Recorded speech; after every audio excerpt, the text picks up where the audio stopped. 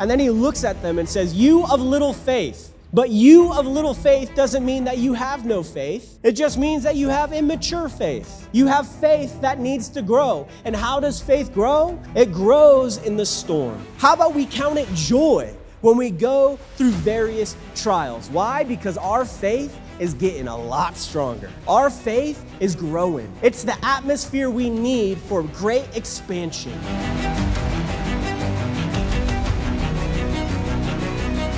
If you have your Bible, we're in Matthew chapter 8. We're going to be in verse 23. If you don't have a Bible and you want one, we have a bunch of Bibles back there. You guys could grab one if you want. In the back, there's a few. Matthew chapter 8, verse 23. And this first part that we went through, there was a lot that happened in Matthew chapter 8. Matthew chapter 8, as we already discussed, we come off of the mountain of the Sermon on the Mount. Jesus was teaching his disciples on this mountain, and the whole idea behind that passage on the Sermon on the Mount was for him to tell people of what it looks like to live the kingdom of God here on earth. It was very different from the Pharisees and what the Pharisees were teaching. They were teaching of doing good to look good. And that's kind of like the motto of a lot of churches and a lot of Christians. We get into this thinking that we're just to do good and look good. And Christians are very good at putting on a mask, are we not? Let's be real. All of us in the room, we're very good at putting on a mask and looking good. But down inside, we know that there's something off, that there's a distance with the relationship we have with God. There's something off.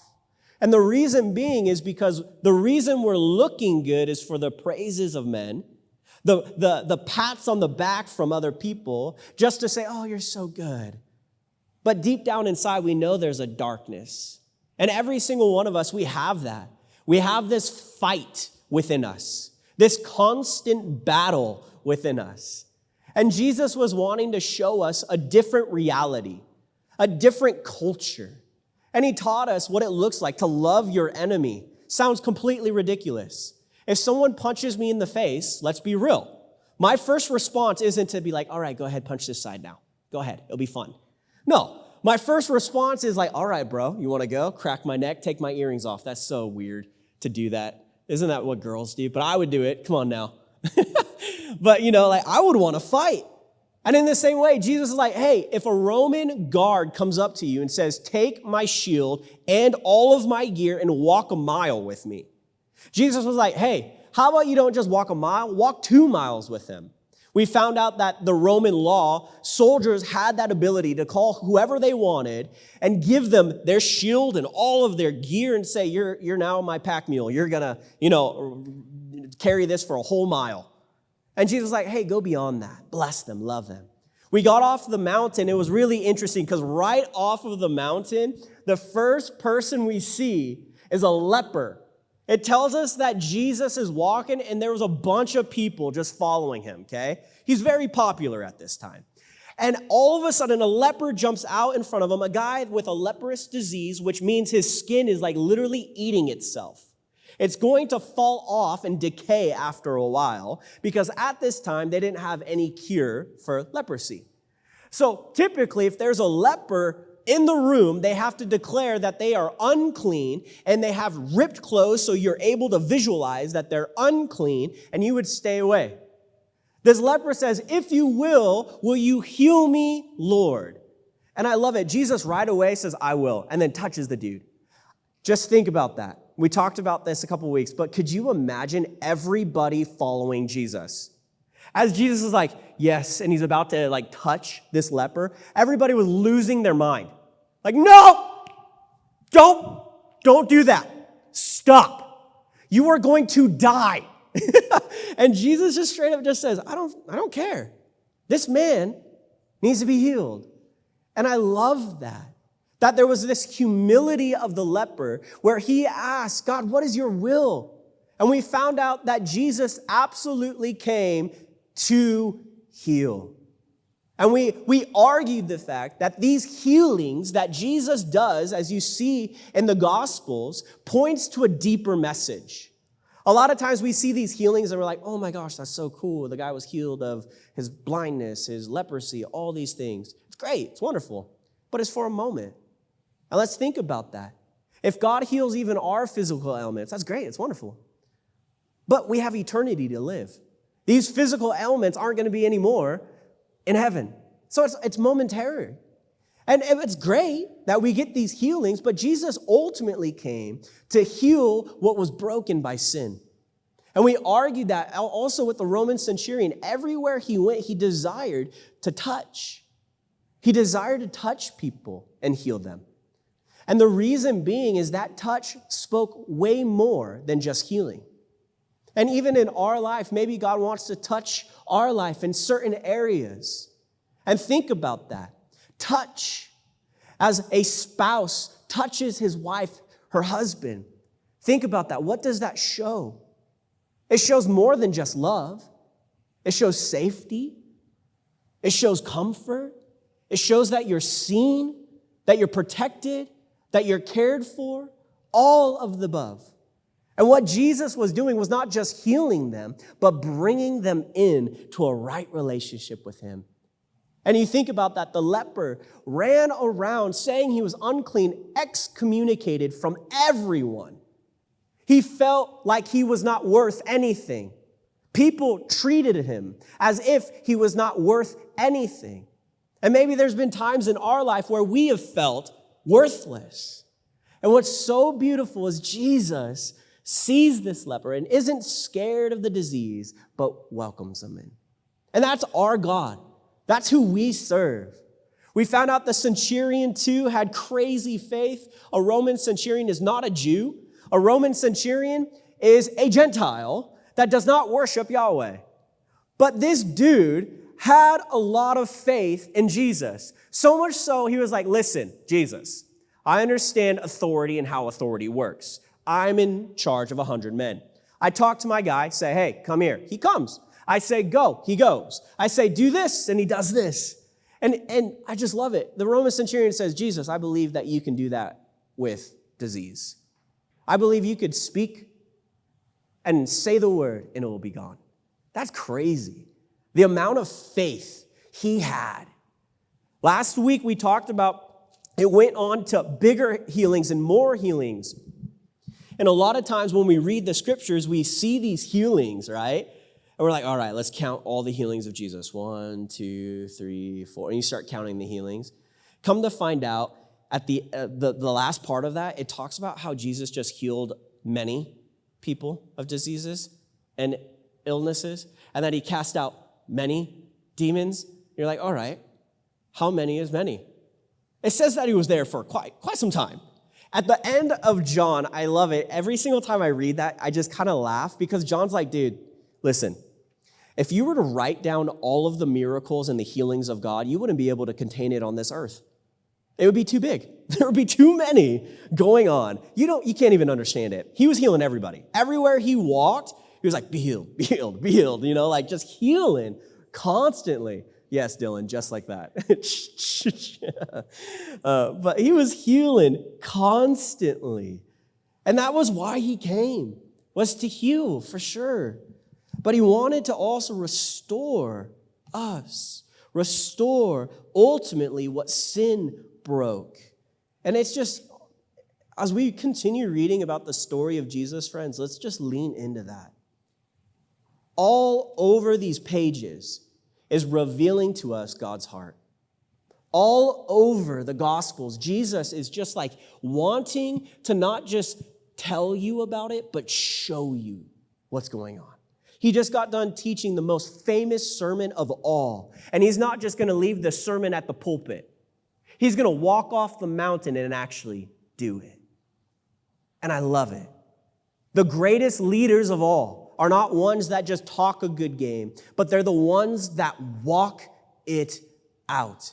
And the leader of all leaders, Jesus himself, taught a really good sermon, but then he wanted to show you and to reveal to you that we're not just called to talk about it. We're called to walk it out as well. Let's read in Matthew chapter 8, verse 23. And when he got into the boat, his disciples followed him, and behold, there rose a great storm on the sea, so that the boat was being swamped by the waves, but he was asleep. Obviously, Jesus was tired. He was snoring hard, okay? Verse 25, and they went and awoke him, saying, "Save us, Lord, we are perishing." Verse 26, and he said to them, "Why are you afraid, O you of little faith?" Then he rose and rebuked the winds and the sea, and there was a great calm. And I love this, verse 27. And the men marveled, saying, "What sort of man is this, that even the winds and sea obey him?" There's a few things that we need to talk about here, because right away we've heard this sermon. If you've been in the church for a little bit, you've heard this sermon. Jesus is snoring in the middle of the boat, and there's a crazy storm happening. And I want you to pause for 1 second, and I want you to think about who's in the boat, okay? Now, we have Jesus. He's snoring, okay? He's tired. He literally just got done healing a multitude of people. We argued the fact, too, that there was a word choice that was used, that Jesus bore our iniquities. He took our infirmities. Those words that are used are interesting. The reason being is typically when those words are used, it literally means to take and to put on oneself. To take the burden off of someone, to bear weight, you have to take it off and you bear it yourself. So it's interesting when the Bible is communicating that, it's almost communicating that Jesus is taking these ailments upon himself. I don't know what that looks like. But it also points to the future of what Jesus came for, to die on our behalf, to bear our shame, our guilt, our sin upon himself. The one who knew no sin became sin. He bore it all upon himself. So you can imagine, yes, in the spirit was willing and strong, but his physical body in this moment is dead and tired. Can you imagine? Like, I've been doing ministry, I think, for 11 years or so now. Ministry is tiring. And it's interesting. You think, like, getting up on stage is nothing. But for some reason, I'm always tired after I get done teaching a sermon. And then you put two sermons, back to back. Literally, you just hibernate for the rest of the Sunday because you're like, I'm so tired. Just using your mind takes a lot of energy. But also dealing with people and the hurt, the pain, the weight, it's burdensome. It is. It's hard. Because what's happening is this person is putting their burden upon you, and you have the opportunity to help them carry it. But it's still tiring. And I can only imagine Jesus is completely tired, but it also shows us something bigger. That Jesus understood who had authority over the sea and the winds. He was completely at peace. And we've talked about this before, but there's some crazy Christians that are walking next level like righteousness, okay? They've learned Jesus way better than I have. But when there are storms in their life, when there's adversity in their life, when things are not going their way, there's this unreal peace that is still present in their life. Because they understand no matter what happens, they know who's in control of the storm. They know who's in control of what's going on. That even if it doesn't go according to plan, they understand that God has already written the next chapter and that he's already going to be present in the turns and twists of life. And wherever we go, whether we make our bed at the top of the mountain or the depths of Sheol, he will be there. And what comfort that is. But I also want you to think about this. There are fishermen in the boat. The Bible just got done telling us these dudes are freaking out, okay? They're not just like, oh, this is a bad day. There's a bad storm. Things are weird. We need to fix it. We need to figure out how we can get the sails up and drop the anchor. I don't know what they do. I don't sail. So, but yeah, whatever. but these dudes are experienced. Now, the Sea of Galilee is interesting. The reason it's interesting is it's actually below sea level, and surrounding it is hills, these hillsides. So what happens is the wind comes in and creates this wind tunnel. And it does actually create this vortex, so to speak, that causes great storms over the Sea of Galilee. It's known for crazy storms.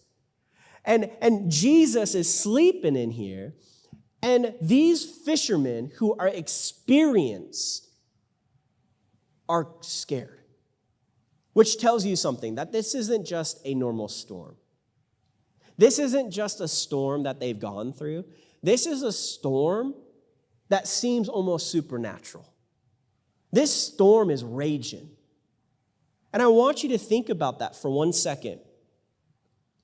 Because oftentimes, we think following Christ will create an easy living. Oftentimes, we think that if we follow Christ, he's going to promise us comfortability. He's going to promise us just all of the wealth in the world. And you've heard these evangelists, or not evangelists, but these TV pastors that are all about wealth, and God's going to make you rich if you do these 3 things. And I'm like, what are you talking about? Because everywhere else in the scriptures, Jesus is like, hey, you need to count the cost of following me. I don't have a place to lay my head.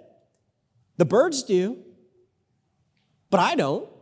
If you're going to follow me, you need to understand the cost, that it's going to be hard.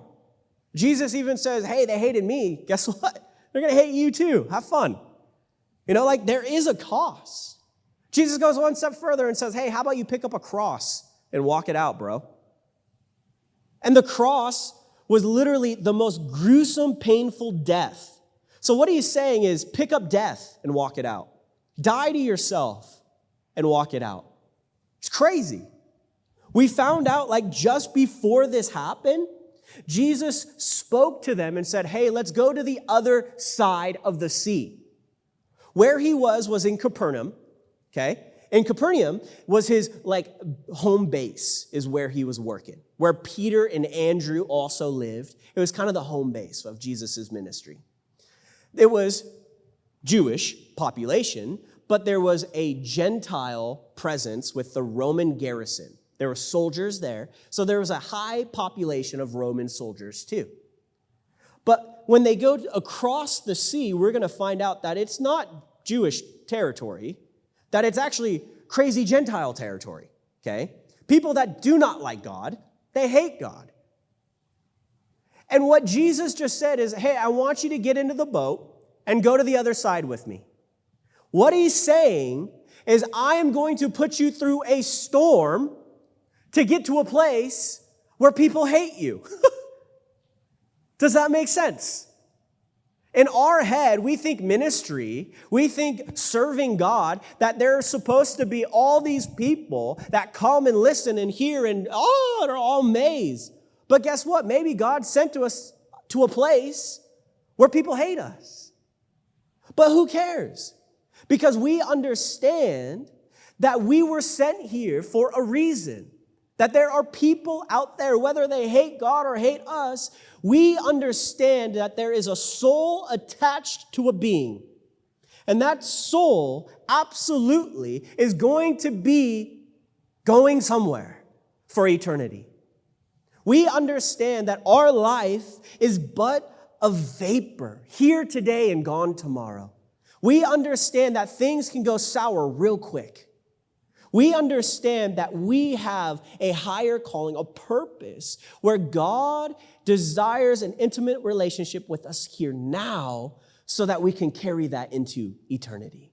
And that you can't bring anything into heaven except for people.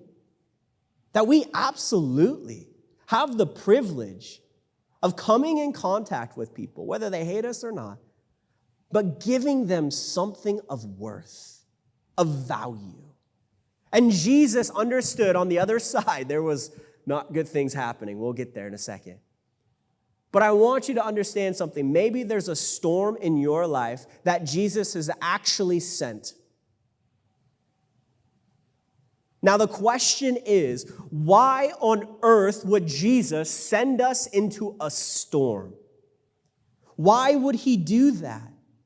He sent us straight into this adversity, straight into this near-death experience, straight into attacks. Why? And what Jesus is wanting to reveal to us is this word discipleship. Discipleship literally means just to follow your rabbi and to learn from your rabbi. You're being discipled by your rabbi. And Jesus is our rabbi, our teacher. And what discipleship isn't is shelter us from storms. But it teaches us who is Lord over them. And something, if you've gone through a storm in your life, if you've gone through adversity, if you've gone through hard times, haven't you noticed that when you go through hard things, you almost feel stronger when you get out the other side?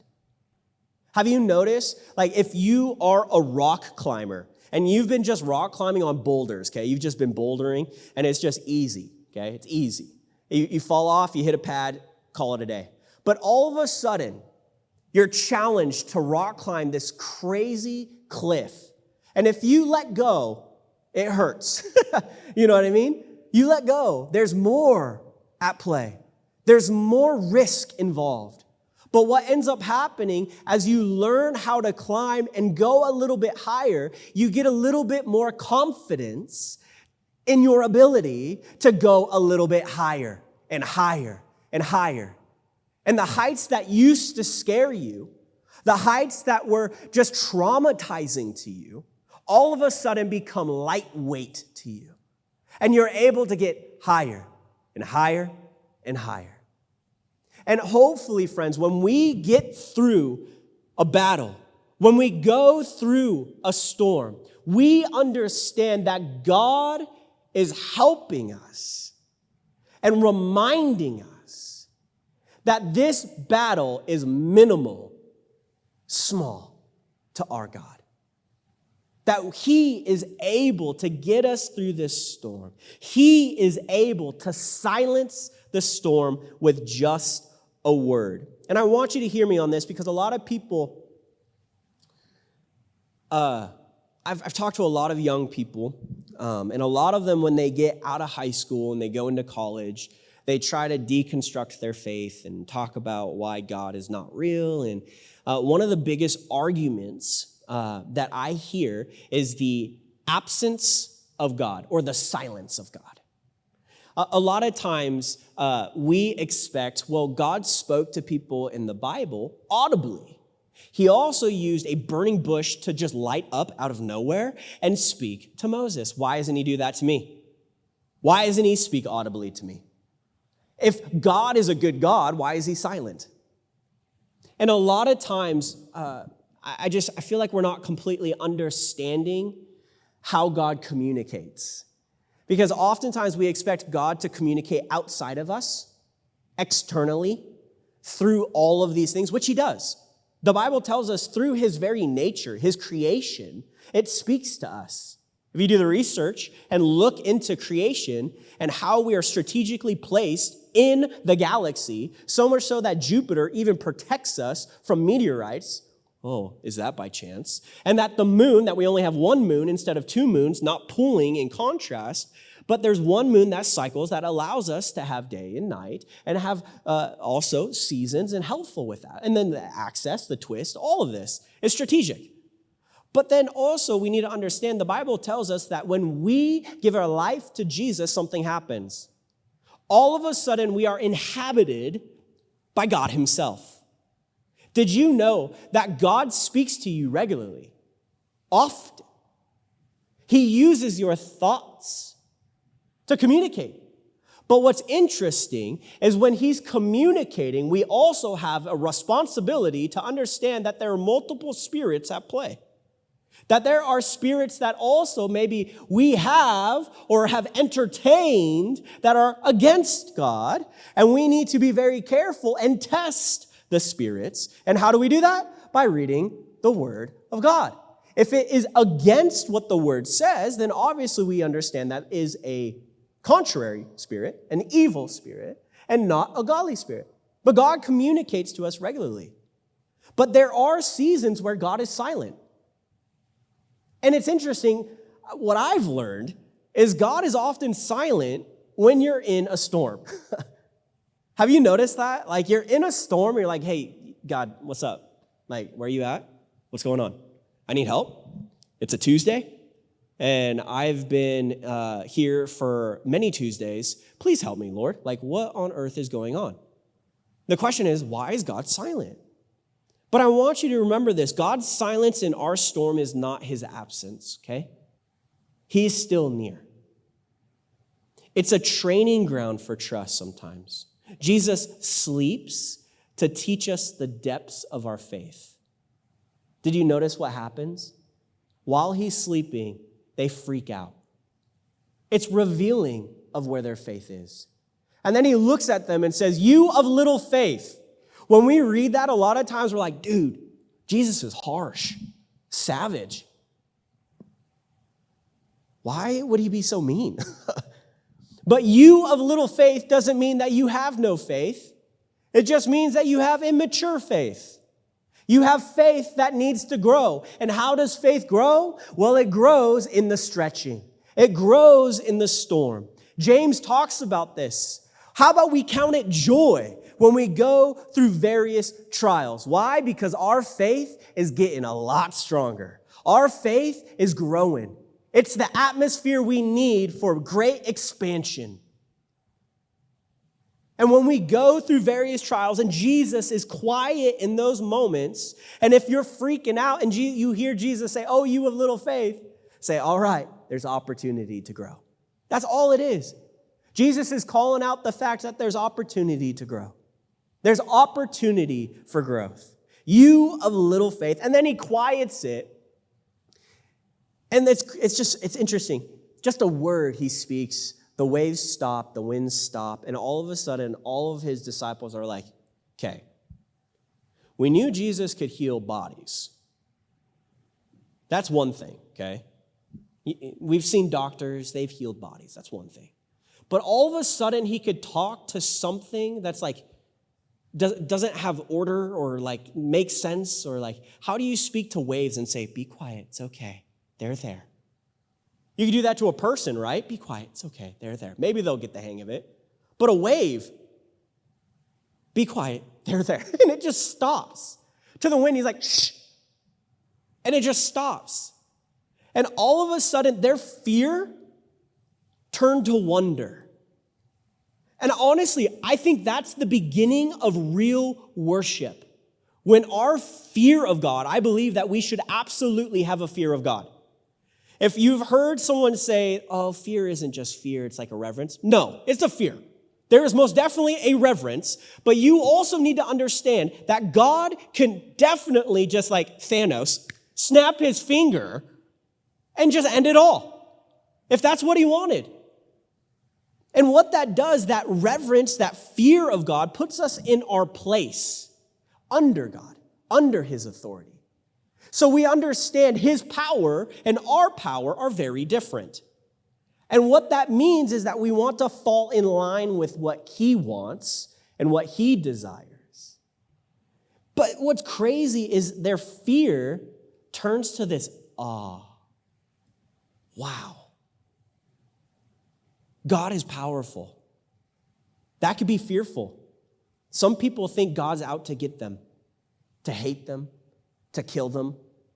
They think God is like Zeus with a little lightning bolt ready to zap you. And that's not the God I read.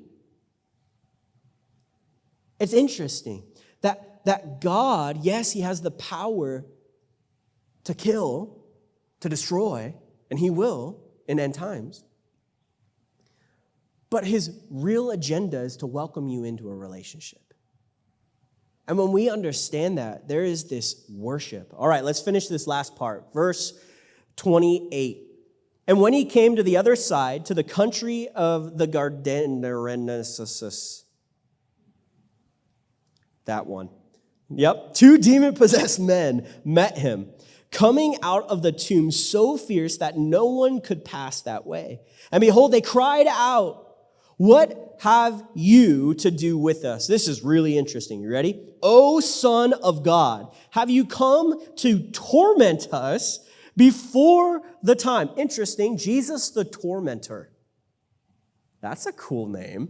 Okay. Jesus the tormentor. Interesting. Verse 30. "Now a herd of many pigs was feeding at some distance from them. And the demons begged him, saying, 'If you cast us out, send us away into the herd of pigs.' And he said to them, 'Go.' So they came out and went into the pigs, and behold, a whole herd rushed down a steep bank into the sea and drowned into the waters." That's a bad day for the pigs. Verse 33, "And the herdsmen fled, and going into the city told everything, especially," hone in, "what had happened to the demon-possessed men." They wanted to tell everyone about this demon-possessed man, okay? Verse 34, "And behold, all the city came out to meet Jesus, and when they saw him, they begged him to leave their region." So sad. We'll need to talk about that in a second. But let's look at this. Where is the location? We talked about this. Jesus sent them into a storm to go to the other side. This other side is in Gentile land. This land is about where the Decapolis is. It's a Gentile area, not a Jewish area. With this, you also see some themes that Matthew wants to show us, okay? The reason he wants to show us this is because he wants to tell his Jewish readers that this is most definitely a Gentile land. I've heard some pastors, literally, I just watched one not too long ago, and he was like, "Did you notice that the Jews had pigs? It's unclean to have pigs." And I'm like, they're not Jews, bro. Oh no, backtrack. But these are Gentiles, and Matthew's making it very known. How? Well, they have pigs, first off. Not only do they have pigs, it seems to be their livelihood. Pigs. In Leviticus, it tells us that the Jews would not affiliate with pigs because they were unclean animals. They liked their poop, okay? They would roll around and all of that. They were unclean. So the Jews would not entertain this, and they would not have these pigs around them. But also, Matthew wants to hone in on a couple of key little details. Matthew's interesting. He's a tax collector. He likes details, okay? He does. He likes little details. And what's interesting, he wants to show us 2 demon-possessed men that are in tombs coming out aggressively. There's a couple of things that we need to see here. The fact that these men lived in tombs. Think about that. What is a tomb? Well, that's where dead bodies are laid. In Leviticus, in the same place, it tells us to not be around dead bodies. The Jews wouldn't be doing that. But this demonic presence within these men desired for them to go into death. They were found in death, okay? Now, there's another discrepancy that we need to look at for a second, okay? Because there are people that will argue this passage and say, see, the Bible's lying. The Bible's lying. And the reason being is in Mark and Luke's account, it says that there's only one demon-possessed man. It also tells us that this man, after he was healed, wanted to follow Jesus, and Jesus is like, hey, you need to stay and witness and tell the testimony of what I did for you. Now, the question is, why on earth is Matthew say there's 2 demon-possessed men and not one demon-possessed man as Mark and Luke's account? And oftentimes, when there's these discrepancies, people see it and like, see, it doesn't make sense. They're fighting against each other. But what's interesting is Matthew actually does this a lot. There's multiple different passages where Matthew communicates in pairs of 2. So in Matthew 20, he talks about 2 blind men. The other Gospels talk about 1 blind man. He actually has a name as well. And then what's really interesting in Mark, Luke, and John, it tells us that Jesus rode on only a colt. But in Matthew's account, it says that he rode on a donkey and a colt. That's interesting. Because I don't know how that works. Like, how do you write on two? But what he's doing, Matthew is honing in onto what was literally happening. And what Mark and Luke seem to be doing is that they were highlighting an individual. And oftentimes when they highlighted an individual, it was the one that was most audible or that continued the testimony of Jesus Christ. Because what was happening is they wrote this later on, not right away, they wrote it later on, and they're recalling the story and writing that story down. And they remember this one guy went all around the Decapolis and started witnessing. So what do they write about? That one guy. But also there's something else that's happening. We talked about this. Matthew specifically is wanting to talk to who? Does anybody remember? Who's his audience? Who? No. Who is Matthew? They're not listening. They don't pay attention. I'm trying with them. Who? Jesus. Okay, cool. He's talking about Jesus. And he's talking about Jesus' life. But he wants to talk about Jesus to the Jews specifically. He wants to talk to the Jews. And the Jews have this custom, found in the Levitical law as well, that nothing is believed unless it is backed by two witnesses. Interesting. That Matthew was wanting to speak to the Jews and show them that there were multiple witnesses of what was happening, okay? So that's why Matthew says this, that there were two of them, and just to align himself with the Jewish customs as well. Now, something we also need to see, and we're almost wrapping up here, is that the demons fear Jesus. Did you notice that? And what's really interesting, what I see in our Christian culture a lot of times, if there is demonic activity, I don't know if any of you have experienced that or been around that or seen stuff like that. A lot of times people can get really fearful and scared. But what we need to understand that even the spiritual realm bows a knee to our God. Not only the earth, the wind, the waves, they bow a knee. Not only do we bow a knee, but even the spiritual realm bows a knee. What this is showing us is Jesus' complete authority. That he just doesn't have authority in some areas. We serve a God that has all authority. And we need to understand that and practice that. We don't just serve a God that can speak to the wind to stop, but we also serve a God that can cease the demonic entities, the presence in people. That's crazy. But it's interesting. It shows us something too. Did you see what the demons said? It's really interesting what the demons said, okay? The reason being is it shows us a little bit of something going on. They understood who Jesus was. He's the Son of God, okay? But then he also says, have you come here to torment us before the time? What that shows us is demons, demonic presence, also understands that their time is measured. That they only have so much time before they're actually tormented, it says. The Bible tells us that also in Revelation, that they will see an eternal tormenting in the lake of fire. That they'll be thrown into that. But it reveals to us that Jesus has the ability and the authority to actually throw them prematurely into tormenting.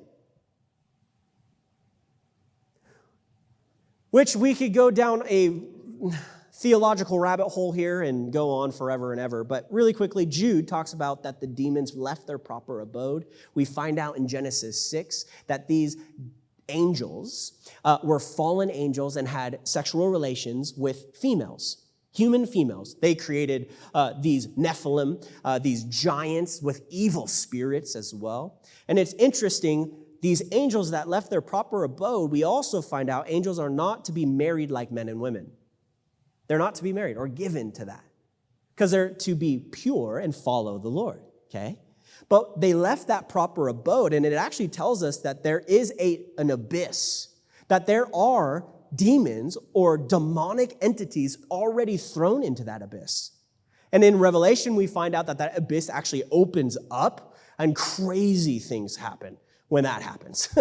But it's interesting that even Jesus has the authority to bring about tormenting right now if he wanted to. That's crazy. Okay, pigs symbolize uncleanliness. The sea, oftentimes when we read about the sea, it symbolizes destruction. Jesus had control over the chaos. The sea represents a lot of times in the Bible chaos, evil, destruction.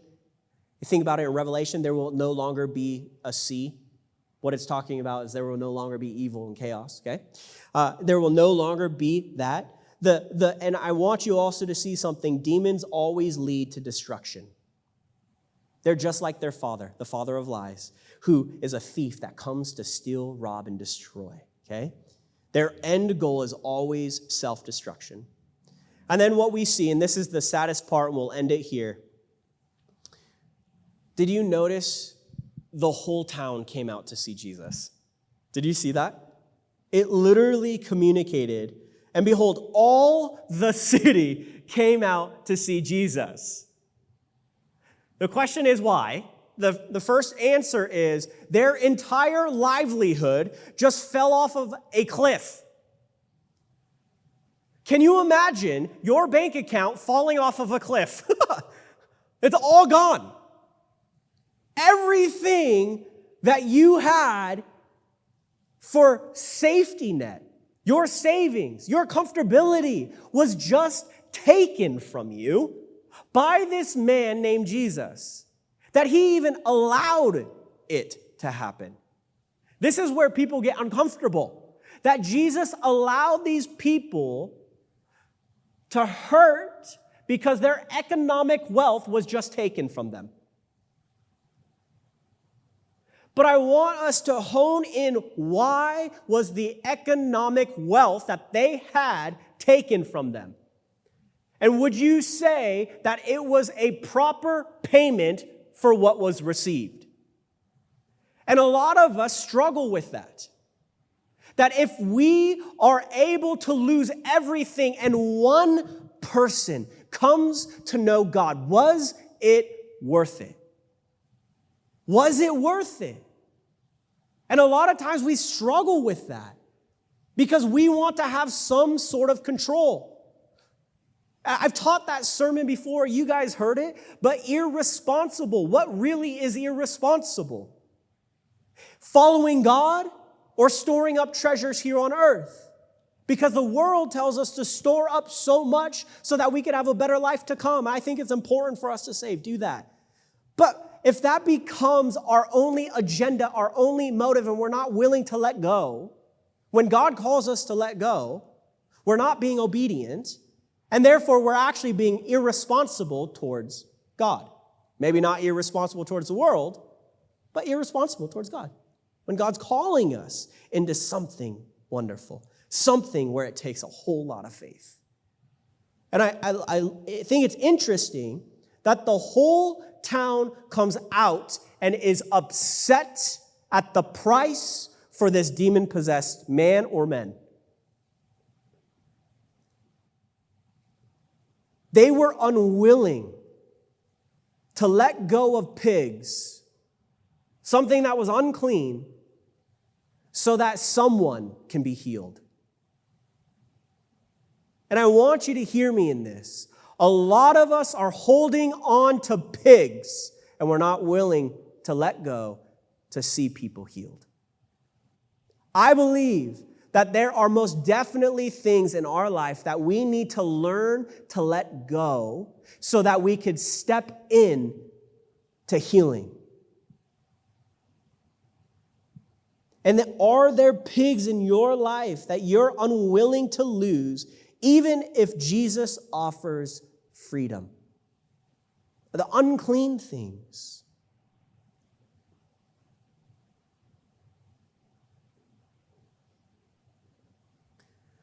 To close, I want to ask a couple of questions that you can reflect upon. What storm is testing your faith today? Is there a storm in your life? that you have hit the panic button when God is saying, hey, just trust? Do you believe that God can silence the storms with just a word? Another question are, what tombs have you made your dwelling? Think about that. The tombs were a place of death. Oftentimes it's things that we're hiding, things that we're ashamed to reveal, things that we keep in the dark. What tombs are you dwelling in? The last question, what pigs are you protecting at the cost of freedom? What things are you unwilling to let go so that God can lead? Jesus is still the one who calms the storm and casts out the darkness, friends. Let's pray.